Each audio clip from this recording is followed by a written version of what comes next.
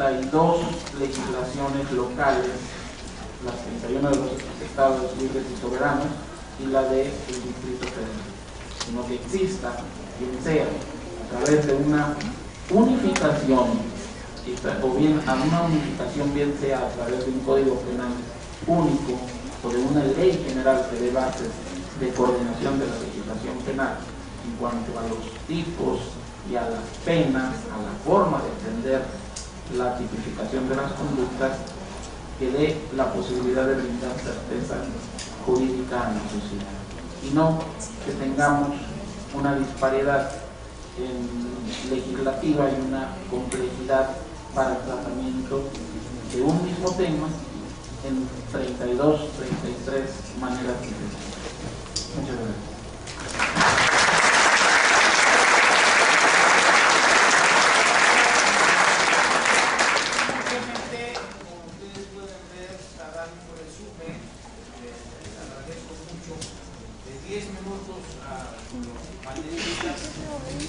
Esto no implica que en las memorias aparezcan todas sus reflexiones.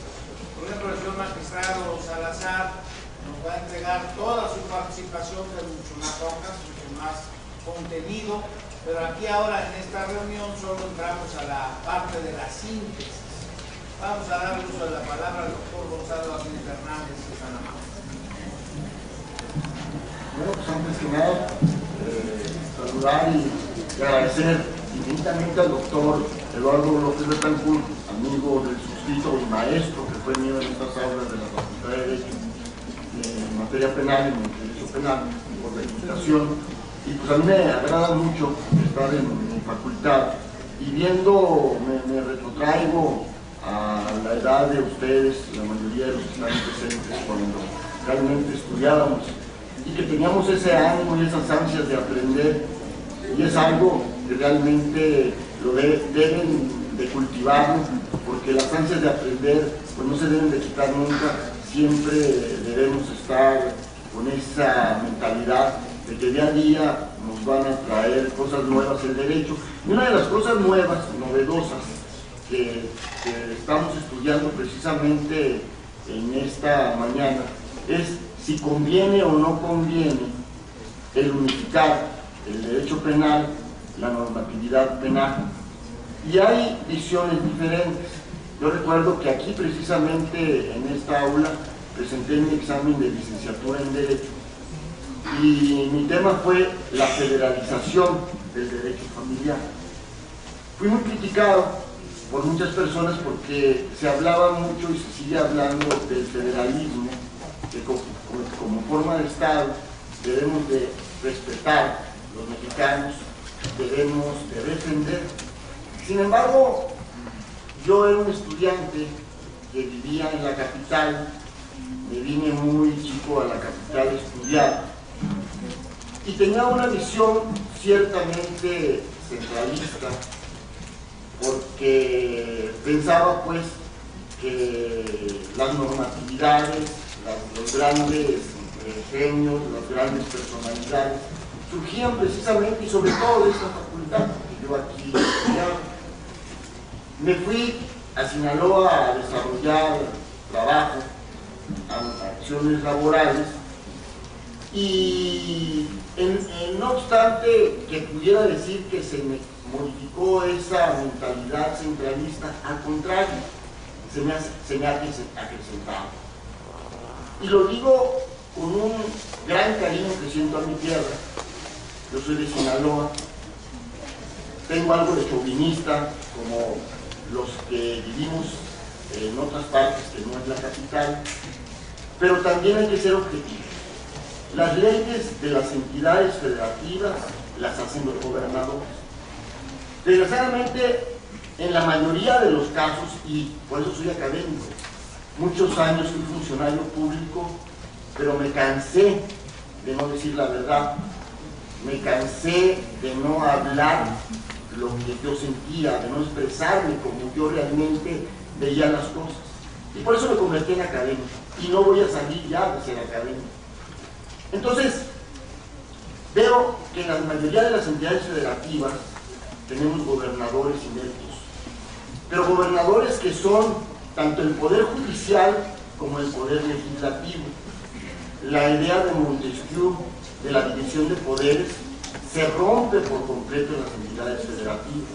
En las entidades federativas nomás hay una persona a la que manda, y esa persona que manda es el gobernador. Y cuando no manda lo corren, porque no tiene el control de los otros dos poderes, y eso está muy claro y lo hemos visto. El que lo diga de otra manera es porque quiere quedar bien con las instituciones gubernamentales del Estado. No es mi caso. En Sinaloa el gobernador es muy buen beisbolista, baila muy bien el gobernador del Estado, es ferretero, pero también es el que inicia las leyes y es el que las impulsa.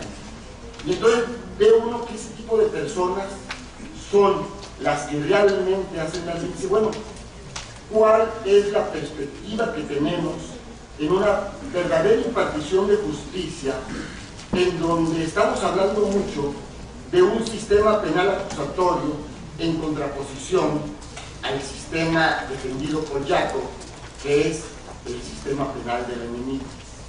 Y vemos realmente que la gran mayoría de los gobernadores no están convencidos con el sistema penal acusatorio. Nosotros como Facultad de Derecho en la Universidad Autónoma de Sinaloa, en el posgrado, presentamos una iniciativa de Código Procesal Penal, y estamos haciendo la iniciativa de Código Penal, pero basándonos fundamentalmente en un sistema penal acusatorio. Para esto analizamos sistemas que han respondido a las expectativas de los pueblos, como viene siendo el de Argentina, como viene siendo el de Chile. Y sin embargo, una vez presentada la iniciativa por la Universidad Autónoma de Sinaloa, porque en Sinaloa tenemos una ventaja, ¿qué ventaja no lo es? La ciudadanía puede presentar leyes, puede iniciar leyes. Es ventaja porque tenemos en la Constitución esa posibilidad, es desventaja porque nunca nos hacen caso. O sea, sin embargo, las presentamos cuando menos para que la sociedad vea que los centros universitarios y sobre todo la universidad pública están muy al pendiente y tenemos una actitud crítica en relación de lo que está pasando. Presentamos la iniciativa del Código de Procesal Penal, ni siquiera la analizaron. El gobernador primeramente, y vean lo incongruente que es cómo se hacen las leyes en el Estado, presenta una iniciativa de Código Procesal Penal. Esa iniciativa la presenta en el régimen de Felipe Calderón, pero por alguna razón que sí conozco y que es muy clara, cambia la iniciativa. O sea, esa iniciativa que ya presentó la hacen a un lado, no se dice nada y presenta una nueva iniciativa que ya fue aprobada, pero fue una iniciativa mandada por la Secretaría de Gobernación. Y esa iniciativa se hizo adecuaciones, se hizo modificaciones, sobre todo en materia de la prisión preventiva, porque en Sinaloa se piensa que cualquier delito, por insignificante que sea, debe de haber prisión preventiva y las fianzas deben de ser elevadas. Casi todos los delitos son graves. Acaba de suceder que un muchacho pues iba en estado de ebriedad, evidentemente, y mató a unas personas que iban en otro automóvil. El gobernador, indignado porque la persona de las cuales Pablo Nuestro, que trabajaba con él en el Ejecutivo, manda una iniciativa casi para que le pongan cadena perpetua a aquellos que vayan manejando con un estado de ebriedad. O sea, son muy casuísticas las decisiones de los gobernantes. Las decisiones son muy tendientes a la ideología partidista. Y el gobernador manda al Congreso del Estado, y el Congreso del Estado pues está conformado por la mayoría partidista del gobernador. Así tenemos entidades de la República en donde se castiga casi con pena de muerte a la mujer que aborta. Entidades federativas en donde una mujer que vaya ya con síntomas de aborto, pues sí se le atiende en los hospitales, pero lo primero que se hace es darle parte al Ministerio Público para ver si esa persona se ha inducido el aborto o realmente es un aborto que por causas naturales se le está haciendo. Se preferencia lo que viene siendo la cuestión moral que la cuestión del derecho a la libertad de la mujer, el derecho humano que tiene la mujer a procrear. Ejemplos en donde el abigeato tiene mayor penalidad que la violación, y ese es el caso de Sinaloa. ¿Y por qué lo tiene? Simple y sencillamente porque el gobernador que inició la ley en razón de tipificar el delito de abigeato tenía ganado y le estaban robando su ganado. Entonces, viéndose que estaba afectado sus intereses, puso prisión hasta 40 años por el delito de abigeato.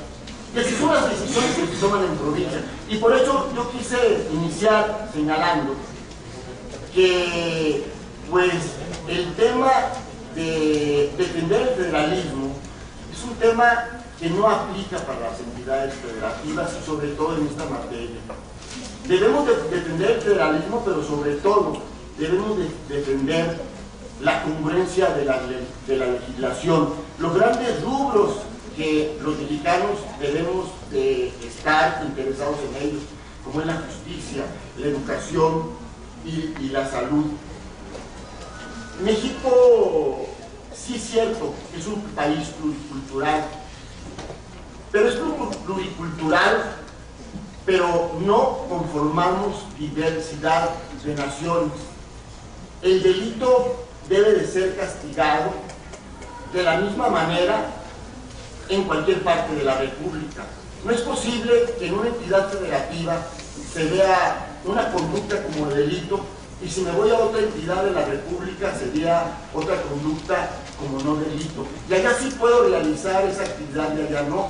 Por ejemplo, lo que era el delito de adulterio, que a lo mejor algunas otras entidades ya las tienen, todavía tienen el delito de adulterio, y sí puedo ir a cometer adulterio a Sonora, pero en Sinaloa no lo puedo cometer porque el gobernador es muy moralista y decidió dar instrucciones al Congreso del Estado que se tipificara como delito el delito o la conducta de adulterio. Es por eso, pues, que debemos de apoyar la idea de que se realice, de que salga adelante lo que es una codificación penal única. Pero ya para concluir, ¿cuáles son los elementos fundamentales que debe de tener esta codificación única? Y eso también es muy importante. Primeramente, un procedimiento oral. La oralidad es básica dentro del sistema penal acusatorio. No podemos confundir la oralidad con el sistema penal acusatorio. Y así se ha hecho en forma indebida, pero además maliciosamente.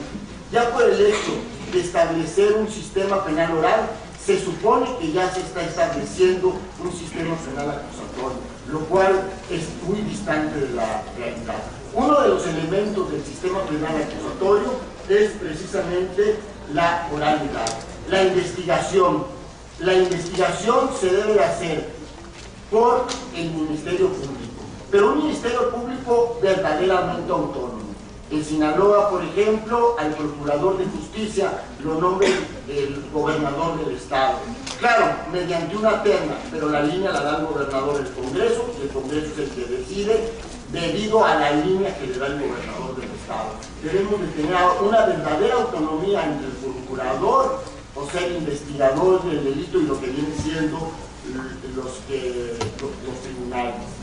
Una presentación y refutación de pruebas a su favor, o sea, a favor del inculpado.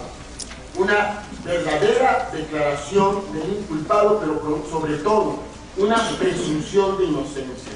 Con la reforma constitucional multiplicada en este artículo, vendríamos a cambiar el sistema por la cual la parte acusadora da por hecho de que el inculpado es culpable.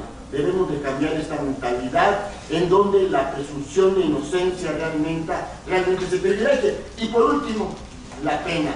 Que la pena sea la última ratio que exista para castigar una conducta que no está de acuerdo a lo que la sociedad cree como una conducta de ética.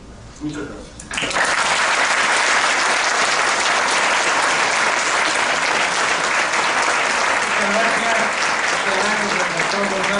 Hernández. Tiene el uso de la palabra el doctor Mauricio Moreno Vargas, si es tan amable. Gracias, señor doctor. Y gracias a la Facultad de Derecho por la invitación, doctor Roque Betancur, por sus palabras. Ciertamente, la creación y la aplicación del derecho penal es cosa seria. Hoy día tenemos un verdadero desorden. En un régimen democrático como es el nuestro, el derecho penal y su debida aplicación deben someterse a una serie de principios universales. Principio de división competencial de los creadores de la ley. Principio de reserva de ley. Principio de necesidad social. Principio de legalidad, que implica la ley previa, la ley estricta, la ley escrita. Principio de bien jurídico, principio de lesividad, de proporcionalidad, de utilidad, de humanidad y de prohibición de retrocarga, entre otros principios. Como ven, difícilmente el legislador mexicano conoce de esto. Por eso aplaudo estos ejercicios de la Universidad Nacional para abrir esos espacios en donde podamos seriamente hablar acerca de la creación de la ley penal. Ya lo han dicho mis colegas, maremágnum de normas, que lo único que ponen de manifiesto es precisamente el caos en el que vivimos. Se cristaliza finalmente el sueño de nuestros profesores, grandes penalistas mexicanos, de contar con una sola norma que pueda englobar todos estos conceptos del derecho penal que se deben de aplicar bajo todos estos conceptos universalmente reconocidos. Para quienes estamos a favor de la unificación de la codificación, me van a disculpar, no traigo muchas palabras, pero no faltan las resistencias, los reticentes, los anacrónicos. A ellos les quiero señalar en unos cuantos minutos el verdadero problema que le genera a la sociedad el tener un sinnúmero de codificaciones en la materia. Ciertamente, la Constitución Federal se ha reformado en el artículo 73, fracción 21, a efecto de federalizar la creación de las normas en materia de combate a la delincuencia organizada, secuestro y recientemente la trata de personas. Sin embargo, ya cuando entramos a la aplicación, a la operatividad de estas normas secundarias, que desde luego surgen, la norma fundamental, encontramos grandes problemas. En el caso del narcomenudeo,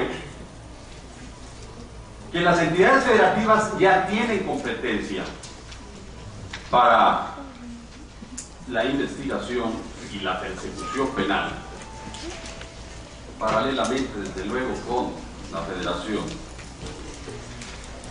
encontramos que si un narcomenudista es introducido al sistema federal, pues a resultas de su eventual condena se le prohibiría hacer uso de algún beneficio para sentenciar. Sin embargo, si esa misma persona por esa misma conducta es sometida o introducida a un sistema local, en la gran mayoría de las entidades federativas, al aplicar su norma estatal, se le conceden beneficios. Un problema que no se pensó, porque el legislador federal piensa en nosotros, no en los demás, y nos deja un problema. Por un lado. Por otro lado, el caso del secuestro. Ustedes saben que recientemente se hizo una ley general en materia de combate al secuestro.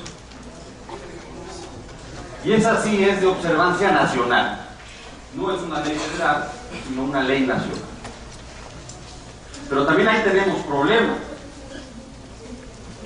Porque los creadores de esta ley general, que es el Congreso de la Unión, se dio cuenta que estaba sancionando conductas de secuestro con menores penalidades que las que se establecen en los diferentes códigos penales de las entidades federales. Y ahorita nos metieron en un problema porque, atendiendo al principio de la ley más favorable, pues muchos sentenciados por secuestro que tenían penas muy elevadas en entidades federativas, como es el Estado de México, pues ahora tenemos que hacer una nueva aplicación en favor por el surgimiento de una ley que de alguna manera les favorece. No los escarcela, pero sí tenemos que hacer, inclusive de manera oficiosa, una adecuación, una atenuación de la pena.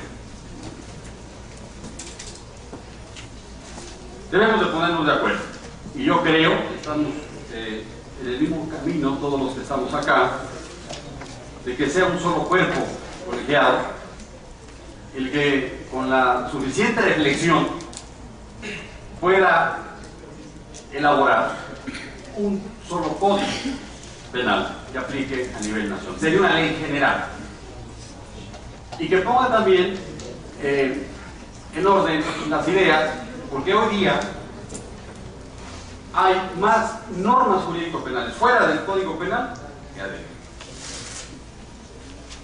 Eso genera un problema para el conocimiento de la norma. El destinatario no la conoce y los aplicadores de la ley, muchos de ellos, pues también la desconocen. Tenemos códigos viejos que tenemos que modernizar y unificar en un solo instrumento. Y no estoy hablando simplemente de la entrada en vigor de esas codificaciones, es decir, no me refiero al tema cronológico, sino temático. Seguimos utilizando conceptos anacrónicos, decimonónicos. Subsiste, por ejemplo, la reincidencia, la habitualidad y la molestación.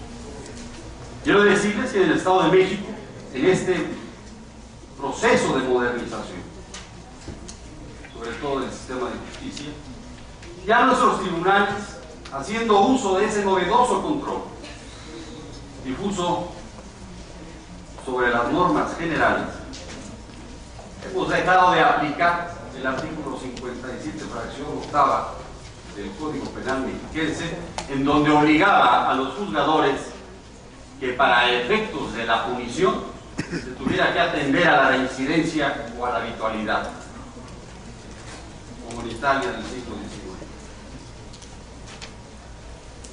Haciendo uso de esa facultad difusa del control constitucional, se deja de aplicar, porque nosotros, como lo ha señalado la Suprema Corte, no en reiteradas ocasiones lamentablemente, pero sí lo ha dicho, nosotros aplicamos un derecho penal de acto y no un derecho penal de autor.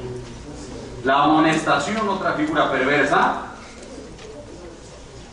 que consiste en amenazar al delincuente, con sancionarlo con mayor severidad si vuelve a delinquir, también es una figura que debe desaparecer y que estamos dejando de aplicar en el Estado de México, porque el delincuente tendrá que luchar en su fuero interno por su conducta, una conducta que no ha quedado impune, porque precisamente trae el antecedente inmediato de la sanción penal por el acto cometido.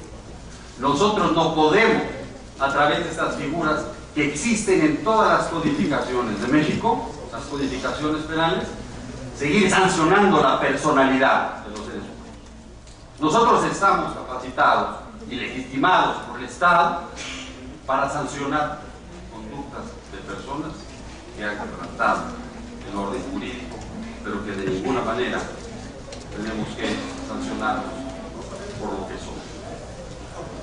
Así, se han acuñado algunas tesis sobresalientes en el Estado de México, que además son pioneras por el hecho de dejar de aplicar reincidencia, habitualidad, amonestación y simplemente. Eso es un botón de muestra para ver todo lo que tenemos que revisar en los códigos penales, no solamente en la parte especial, como decían nuestros profesores, sino principalmente el aspecto de la parte general. Mucho por hacer, mucho por reflexionar, mucho por aportar y finalmente lograr no solamente el sueño de los antiguos profesores de esta facultad, sino también para brindarles seguridad jurídica a los mexicanos. Gracias.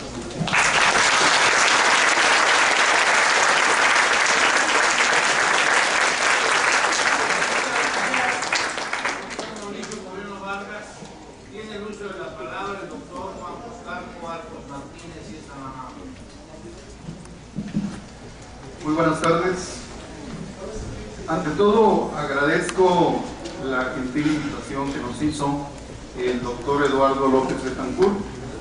Para cualquier académico es pues un honor estar en esta sala de la Facultad de Derecho de la Universidad Nacional Autónoma de México, para tratar particularmente este tema que nos parece bastante sensible y álgido, como es el relativo a la unificación de la legislación penal en México. Ya hemos escuchado pues la opinión de diferentes y distinguidos expositores que nos han dicho, bueno, pues los que se consideran, los que se decantan a favor de tal unificación, pero también hemos escuchado voces que pues demuestran preocupación, y no es para menos. Un cambio tan importante como este genera normalmente incertidumbres, genera normalmente pues inclusive francamente miedos. Se habla, por ejemplo, de que se va a afectar el federalismo de nuestro país. Particularmente estimo que realmente no se trata de un problema de federalismo. Se habla, así, más adelante explicaremos por qué tenemos esa idea. Se habla de que va a ser difícil conciliar aquellos tipos penales que son importantes en determinada región y que no lo son para otra. Sin embargo, incluso yo quiero destacar en este momento, en cuanto a este particular, que inclusive en algunas entidades federativas, hablo particularmente por mi estado, Tamaulipas, que es bastante horizontal, tenemos una distancia, por ejemplo, del extremo norte, que es la ciudad de Nuevo Laredo, con el puerto de Tampico, de aproximadamente 7 horas, 8 horas, casi tan distante como de la capital a Querétaro. Y se entenderá entonces que a veces existen regionalismos dentro de un mismo estado.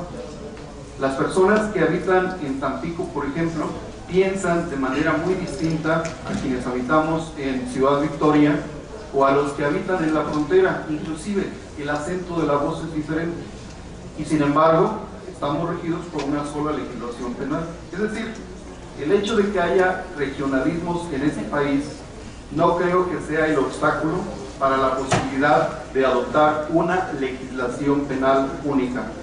Ahora bien, hagamos un sencillo recuento, un sencillo repaso de por qué tenemos este problema de la dispersión penal.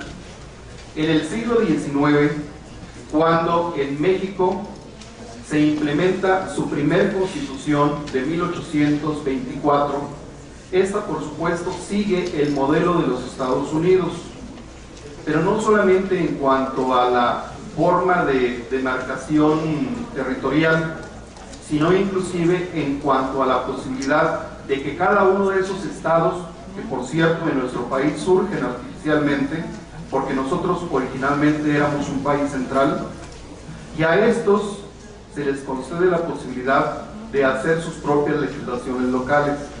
no reservándose en consecuencia tal potestad para el Congreso de la Unión. Es así como en 1835 que los estados empiezan a realizar sus legislaciones locales. Particularmente el estado de Veracruz promulga su Código Penal el 28 de abril de 1835 y el Estado de México crea un proyecto. En la realidad, ninguno de esos dos códigos, bueno, particularmente el de Veracruz, que al menos fue promulgado, entraron en vigor, sino muchas décadas después. En la práctica, en el país seguía existiendo uniformidad legislativa, porque se seguía aplicando el derecho colonial, la legislación o leyes de Indias, leyes españolas, como el fuero juzgo o las 7 partidas inclusive. Fue hasta después del triunfo de la República, después de las dolorosas intervenciones extranjeras que ya conocemos, cuando el presidente Benito Juárez regresa a la capital del país, que ordena la creación de una comisión redactora que se encargó de crear el primer Código Penal Federal de 1871, que inicialmente se pensó que iba a ser pues de una temporalidad bastante corta y que sin embargo se mantuvo hasta 1929. Dicho código sirvió de base de inspiración para que cada una de las diversas entidades federativas de este país crearan a la vez sus propios códigos. Es así como algunos autores, como el distinguido doctor Ricardo Franco Guzmán, señala que durante el siglo XX tuvimos en nuestro país todo un mosaico de códigos penales y de procedimientos penales, que existió muy poca uniformidad, sí en cambio bastante caos, y él particularmente, desde ya hace bastante tiempo, propuso elaborar un código penal de aplicación en todo el territorio de la República Mexicana, tanto en el fuero común como en el ámbito federal. Ahora bien, la Constitución que actualmente nos rige señala en el artículo 124 que aquellas facultades que no estén expresamente señaladas para funcionarios federales se entienden reservadas para los estados. Y respectivamente el artículo 73 en su fracción 21ª establece que es facultad del Congreso de la Unión crear leyes para los delitos en materia federal. Pero como ya lo han citado los especialistas que me han precedido en el uso de la voz, actualmente en esa propia fracción a que acabo de hacer referencia, se establece como facultad exclusiva de la Federación legislar en algunas materias, particularmente delincuencia organizada, y la emisión de una ley general en materia de secuestro que es válida para todo el país. Y esto en la actualidad aplica, particularmente la legislación en materia de secuestro, sin ningún problema de federalismo. Actualmente existen distinguidos juristas que se han manifestado en favor de la unificación. Cito particularmente a Miguel Carbonell, quien literalmente señala, inicio una cita: no parecen existir razones válidas para que lo que es considerado como delito en una entidad federativa no lo sea en la entidad vecina. Tampoco se entiende por qué motivo una conducta delictiva puede merecer una pena de 10 años en un estado y de 40 en otro. ¿Será que la vida, la integridad física o el patrimonio de las personas merecen una mayor protección dependiendo del lugar en que se encuentren? Terminamos ahí la cita.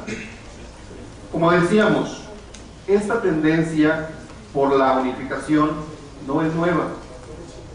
Cita específicamente el maestro Álvaro Vizcaíno que desde el año 1936 el presidente Lázaro Cárdenas ordenó la realización de una convención nacional para la unificación de la legislación penal, Y a lo largo de décadas posteriores, distinguidos juristas, podemos señalar solamente como ejemplo a don Sergio García Ramírez, a Olga Islas de González Mariscal, a Luis Fernández Doblado, al propio Ricardo Franco Guzmán, que ya comenté, a Gustavo Malo Camacho, Moisés Moreno Hernández o Celestino Porte Petit, quienes han abonado con válidos argumentos en favor de la unificación.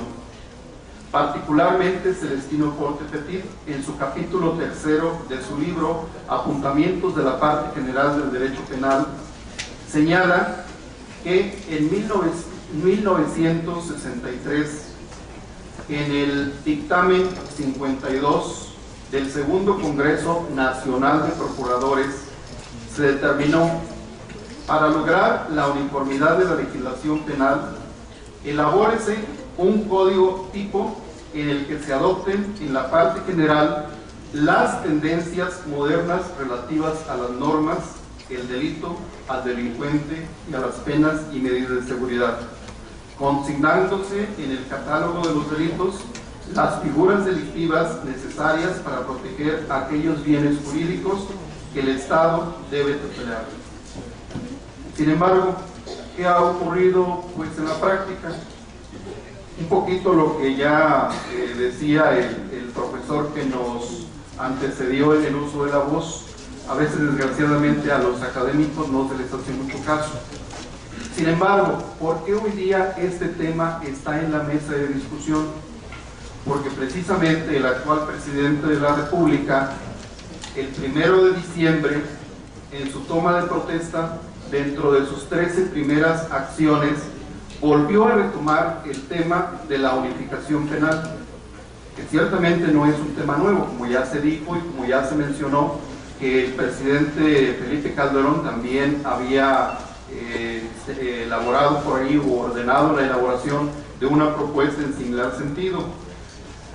En el llamado Pacto por México, en el que coinciden las tres principales fuerzas políticas del país, se dice con toda claridad, como compromiso número 78, la elaboración precisamente de un código penal único. Sin embargo, evidentemente han surgido fuertes oposiciones al respecto, de tal manera que el propio presidente de la República, me tocó escucharlo en Monterrey, Nuevo León, el pasado 15 de abril, tal vez flexibilizó un poquito su discurso y ahora habló de una ley general penal, tal vez una ley que establezca bases que puedan seguir todos los estados de la República, pero que finalmente pueda superarse esa dispersión que existe en cuanto a las instituciones que son válidas en determinado estado y que no lo son en otro. Para destacar los beneficios que tendríamos al contar con una sola legislación penal, me permito aquí hacer una sencilla ejemplificación en cuanto a la penalidad máxima que actualmente es vigente en las diversas entidades federativas. Tenemos, por ejemplo, que en el caso de Campeche, la penalidad máxima está en los 30 años. En el caso de Yucatán está en 40. En mi estado, Tamaulipas, en 50. En el ámbito federal está en 60. Y aquí, particularmente, en el Distrito Federal, en 70. En muchas ocasiones para delitos iguales. En el caso, por ejemplo, del homicidio simple doloso, tiene prevista una penalidad de 12 a 24 años en el ámbito federal, y en el caso de las entidades federativas oscila entre los 8 y los 20 años. Retomando las palabras de Miguel Carbonell, diríamos que acaso la vida es más importante en unos estados que en otros. Ahora bien, respecto de los posibles conflictos o consecuencias negativas que podría acarrear el adoptar una legislación penal única, se ha señalado que las entidades federativas perderían su facultad para legislar, y desde luego que eso es cierto. Sin embargo, bueno, también se ha dicho ya por parte de las personas que me precedieron en el uso de la voz, a veces en las entidades legislativas no se hace un trabajo serio. y lo que se realiza es copiar, ¿sí?, aquella legislación que se elabora en el centro del país. Entonces, luego, ¿para qué mantener esa facultad de crear leyes propias? Y además con el consecuente perjuicio de que tenemos algunas entidades federativas, particularmente cito a la que provengo, donde todavía tenemos códigos penales anacrónicos con conceptos que no se han logrado superar, como la preterintencionalidad, o que no tiene incluidos instituciones tan importantes como la comisión por omisión. Tema especialmente delicado es, por supuesto, el relativo a la interrupción del embarazo, que también ya se comentó, que tiene legalizado, que tiene autorizado parcialmente el Distrito Federal, y que la mayor parte de las entidades federativas se sigue criminalizando. Sin embargo, ciertamente es un pequeño escollo que se tiene que superar. Pero creemos que, tratándose de que somos un país único en el que todos perseguimos un bienestar general y que este país evolucione hacia una mejor calidad en la impartición de la justicia penal, con un adecuado diálogo se puede superar. Ahora bien, siguen existiendo, por supuesto, entidades federativas con criterios bastante conservadores, por decirlo de alguna forma. Pero hay que tomar en cuenta que a partir de la reforma publicada el pasado 10 de junio de 2011, nuestro país tiene el deber de respetar tratados internacionales en materia de derechos fundamentales, y habrá que ponderar el derecho fundamental de la mujer a decidir sobre la maternidad en su cuerpo, particularmente en las primeras semanas de la gestación. Como ya dijimos, hay entidades federativas que tienen tipos penales de importancia bastante regional. Ya se ha citado el caso específico del abigeato en aquellas entidades norteñas. Sin embargo, no habría ningún problema para que ese código penal único las previera, aun cuando estos desde luego no fueran aplicables en lugares como en el caso del Distrito Federal, pero sí podrían aplicarse en aquellos estados como Nuevo León, como Chihuahua, como Coahuila, que particularmente son estados donde la ganadería sigue siendo una actividad preponderante. Se requiere, desde luego, una profunda labor de armonización jurídica, pero creemos que vale la pena. Hoy día, la mayoría de los mexicanos deseamos vivir en un México en paz, aunque parezca discurso político, pero es una realidad. Deseamos vivir en un México en paz, donde podamos salir a la calle, donde podamos ir a la escuela, a nuestro trabajo, a realizar nuestras compras, inclusive, ¿por qué no?, a divertirnos sanamente y poder regresar con tranquilidad a nuestro domicilio. Ciertamente, la unificación de la legislación penal no es la panacea, ni va a resolver todos los problemas, pero sí permitirá, al menos, una mejor coordinación entre nuestras autoridades, permitirá unificación de criterios de interpretación, a lo que también ya se ha hecho referencia, y permitirá que con una legislación penal única en el país tengamos todos los mexicanos una justicia del mismo nivel, porque todos los mexicanos somos precisamente merecedores de recibir el mismo trato y los mismos derechos. Muchas gracias.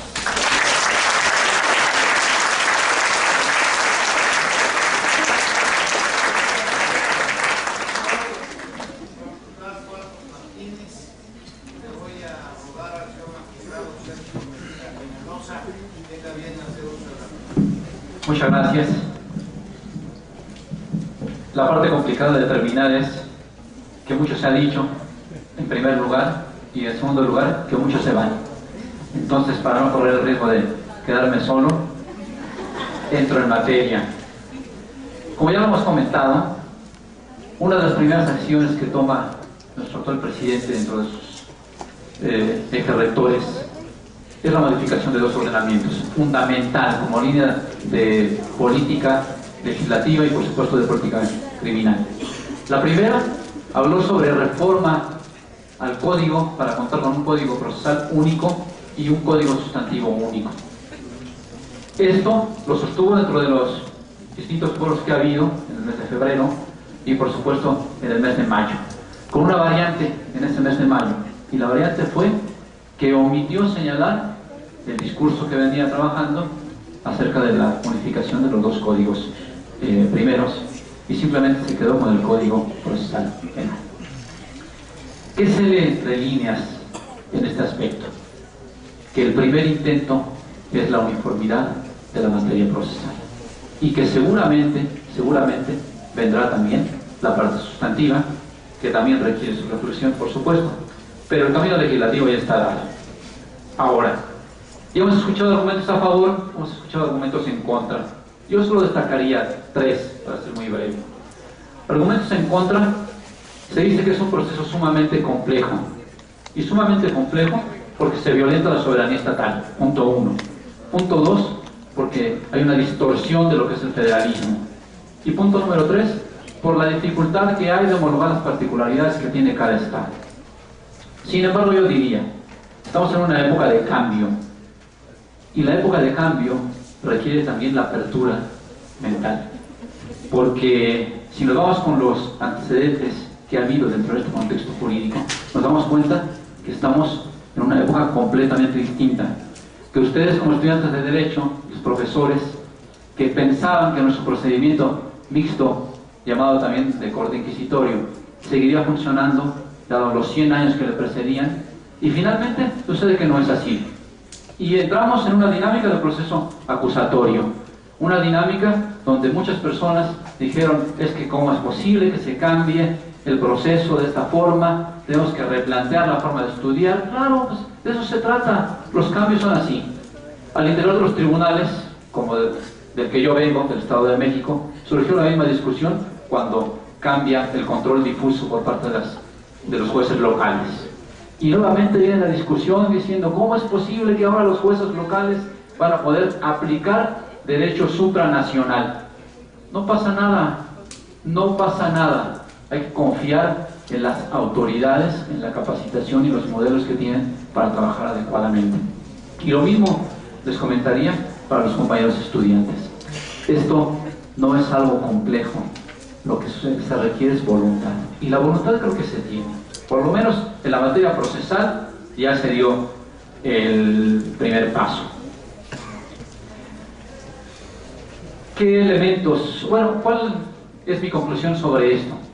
Que el principal argumento en contra me parece que es el conflicto político que pueden hacer de este riesgo de quién tiene las facultades, si los estados o la federación.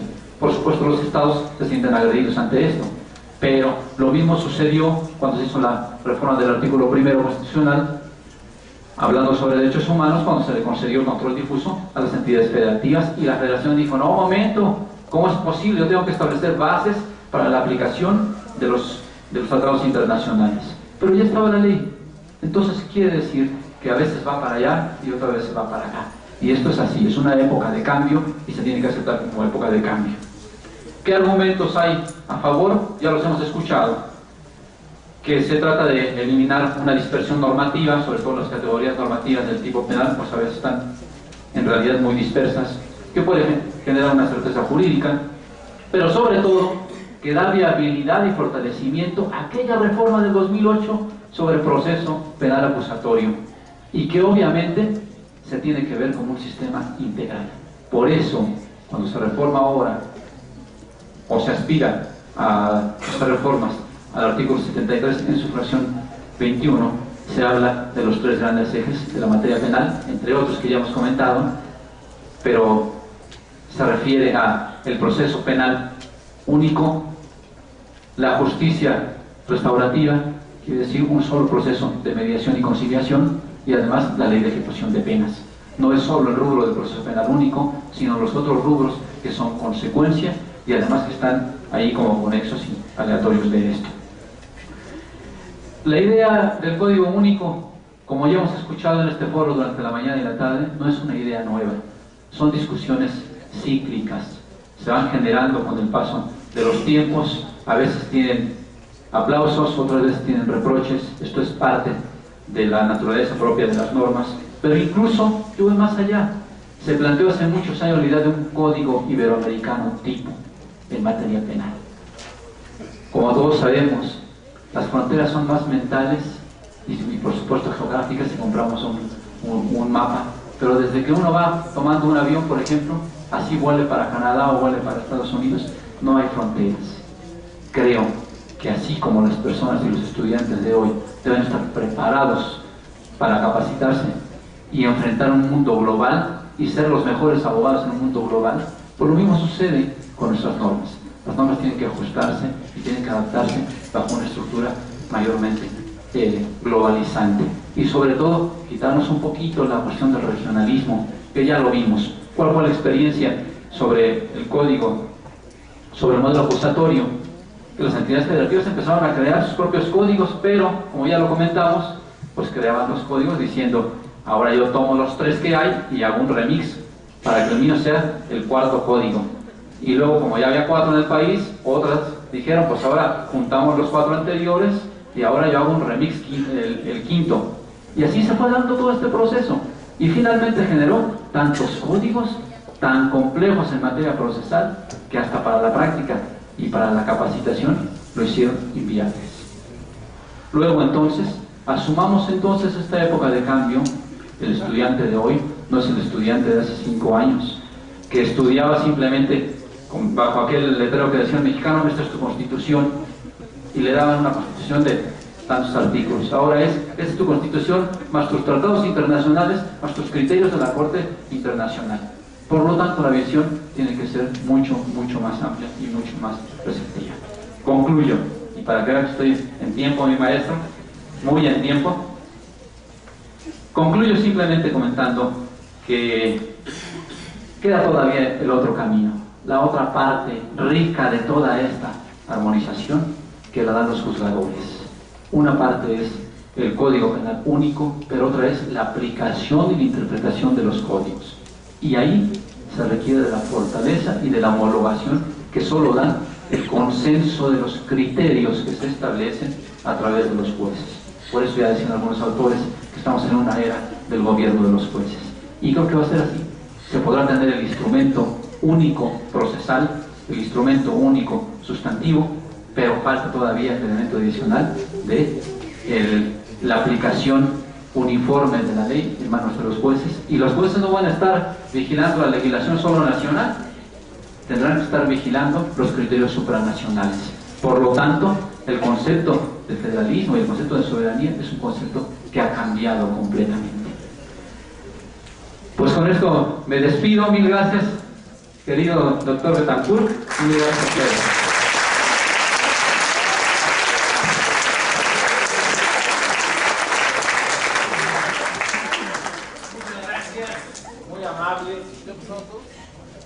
Es evidente que el tiempo no nos ha favorecido. Por consideración amable de ustedes especialmente, estamos ajustando las condiciones, y por sugerencia de quienes han expuesto, ya han mantenido prudencia en una segunda intervención, por lo que vamos a dar paso a la entrega de sus reconocimientos y al acto protocolario de clausura, en la que nos hará el favor el abogado general de la universidad de hacer los comentarios finales, que evidentemente conllevan a que ha sido una jornada intensa y sumamente enriquecedora. Pero antes de terminar y clausurar los trabajos, le voy a entregar un reconocimiento al señor doctor Jorge Antonio Mirón Reyes por su amable participación para presidir los trabajos de esta importantísima y fundamental mesa sobre el tema del Código Penal Único.